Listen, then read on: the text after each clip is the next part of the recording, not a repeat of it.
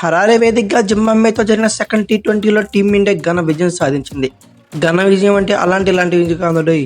డైరెక్ట్గా 100 పరుగుల తేడాతో టీమిండియా ఘన విజయం సాధించింది. తొలి టీ20లో ఓడిపోయామని మన ఛాంపియన్స్ కొంచెం హిగో అయినట్లుంది. పులి ఒక అడుగు వెనక్కేసిందంటే ఖచ్చితంగా పంజాబ్ విసిటానికి అన్నట్లుగా టీమిండియా అందరూ కలిసి ఆల్రౌండ్ షోతో అదరగొట్టేశారు. మెయిన్లీ బ్యాటింగ్లో చెప్పుకోవచ్చు. Variation of pace, slow pitch, tricky balls అన్నిటిని ఫేస్ చేస్తూనే యంగ్ క్రికెటర్స్ అందరూ చాలా మెచ్యూర్గా క్రికెట్ ఆడారనే చెప్పుకోవచ్చు. మెయిన్లీ అభిషేక్ శర్మ అయితే ఒక రకంగా చెప్పాలంటే హరారేలో అభిషేక్ హరికేన్ ఎంటర్ అయిందేమో అనిపించింది. మెయిన్లీ అభిషేక్ శర్మ ఖచ్చితంగా చెప్తున్నా, ఇది ఒక స్పెషల్ ఇన్నింగ్స్ అని చెప్పుకోవాలి. ఇండియన్ జెర్సీ ధరించాక పరుగుల ఖాతాను 6తో స్టార్ట్ చేశాడు అభిషేక్ శర్మ. అలానే 6తోనే 50 కంప్లీట్ చేశాడు. నెక్స్ట్ సెంచరీ కూడా 6తోనే కంప్లీట్ చేశాడు. అభిషేక్ శర్మ క్లియర్గా టీమిండియా మేనేజ్మెంట్కి ఒక నోటీస్ అయితే పంపాడు. రోహిత్ శర్మ లేకపోయినా పర్లేదు, టీ20లో అభిషేక్ శర్మ అని నేనున్నాను అని హెచ్చరికలు అయితే జారీ చేశాడు. ఈ మ్యాచ్లో కానీ ఓవరాల్గా అభిషేక్ శర్మ 47 బంతుల్లో సెంచరీ కంప్లీట్ చేశాడు. అతి తక్కువ ఇన్నింగ్స్లో తొలి సెంచరీ చేసిన బ్యాటర్గా ఇండియన్ బ్యాట్ సైడ్ నుంచి రికార్డు నెలకొల్పాడు. కేవలం తను ఎదుర్కొన్న సెకండ్ ఇన్నింగ్స్లోనే అంటే సెకండ్ మ్యాచ్లోనే సెంచరీ బాదాడు. అలానే అతి తక్కువ ఏజ్లో సెంచరీ చేసిన 4th బ్యాటర్గా కూడా రికార్డు నెలకొల్పాడు అభిషేక్ శర్మ. అలానే ఈ మ్యాచ్లో చివరి 10 ఓవర్లు ఏకంగా టీమిండియా 160 పరుగులు బాధేసింది. దీంతో టీ20 క్రికెట్ హిస్టరీలోనే లాస్ట్ 10 ఓవర్స్లో ఎక్కువ పరుగులు బాదిన టీంగా టీమిండియా రికార్డు క్రియేట్ చేసింది. అలాగే బౌలర్స్ కూడా చెలరేగడంతో జింబాబ్వే సెకండ్ టీ20లో ఎర్లీగానే ఖతం అయిపోయింది. టీమిండియా బౌలర్స్లో అవేష్ ఖాన్ అలాగే ముఖేష్ కుమార్ల దెబ్బకి జింబాబ్వే బెంబేలు ఎత్తిపోయింది. వీళ్ళిద్దరూ కలిసి తలా 3 వికెట్లు తీగా రవి బిష్ణు 2 వికెట్లు తీయడంతో ఇండియా 100 పరుగుల తేడాతో ఘన విజయం సాధించింది.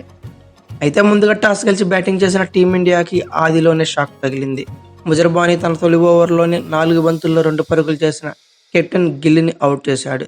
దీంతో కొంతవరకు టీమిండియా బ్యాక్ ఫుట్లో కనపడింది. అభిషేక్ శర్మ మరియు రుతురాజ్ గైక్వాడ్ చాలా స్లోగా ఇన్నింగ్స్ను బిల్డ్ చేశారు. అభిషేక్ శర్మ కొంతవరకు ఎదురుదాడి చేసిన రుతురాజ్ గైక్వాడ్ మాత్రం చాలా కేర్ఫుల్గా ఇన్నింగ్స్ సెట్ చేశాడు. ఐ థింక్ 23 బంతుల్లో 27 పరుగుల దగ్గర అనుకుంటా. అభిషేక్ శర్మ క్యాచ్ డ్రాప్ చేసిన మస్కజ్జా అది ఎంత పెద్ద తప్పు అప్పుడు అర్థమైంది. మ్యాచ్ అంతా మారిపోయింది. ఆ తర్వాత బంతి నుండి కంప్లీట్గా జింబాబ్వే నుండి మ్యాచ్ చేజారిపోయిందని చెప్పవచ్చు. మరే 10 బంతులు ఎదుర్కొన్న అభిషేక్ శర్మ ఎడాపెడా షాట్స్ కొట్టి 50 కంప్లీట్ చేసుకున్నాడు. అంటే 33 బంతుల్లో తన తొలి 50 కంప్లీట్ చేసుకున్నాడు. మేయర్స్ వేసిన 11th ఓవర్లో అయితే ఏకంగా 2 6లు 3 4లతో చుక్కలే చూపించాడు.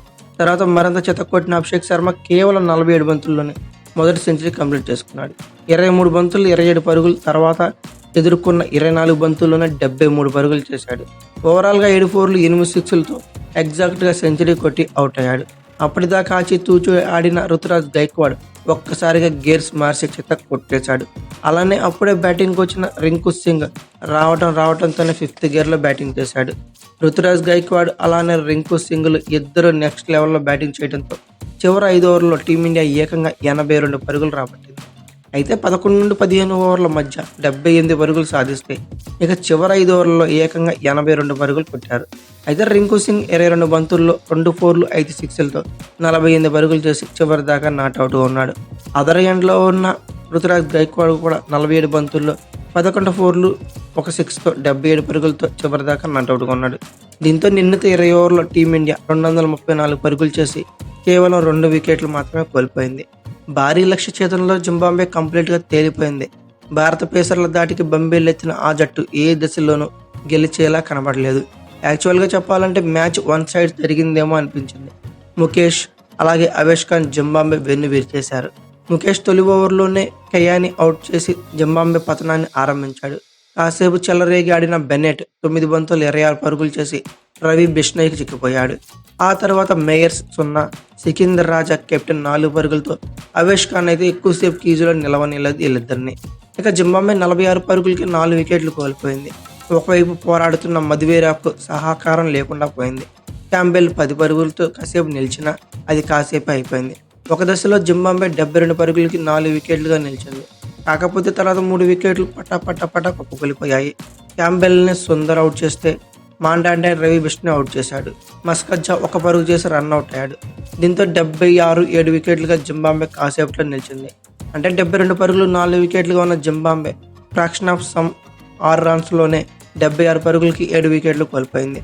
ఆ తర్వాత జింబాబ్వే ఆట అంతరాన్ని తగ్గించడానికి మాత్రమే కానీ గెలిచే విధంగా ఎక్కడా సాగలేదు. దీంతో టీమిండియా ఓవరాల్గా 100 పరుగుల తేడాతో ఘన విజయం సాధించింది.